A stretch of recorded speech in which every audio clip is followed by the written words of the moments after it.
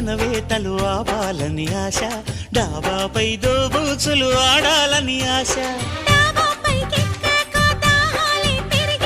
వెన్నెల్లో తడిశాక వెచ్చంగా మరిగాక, గుణకారం చేశాక ఘనకార్యం జరిగాక,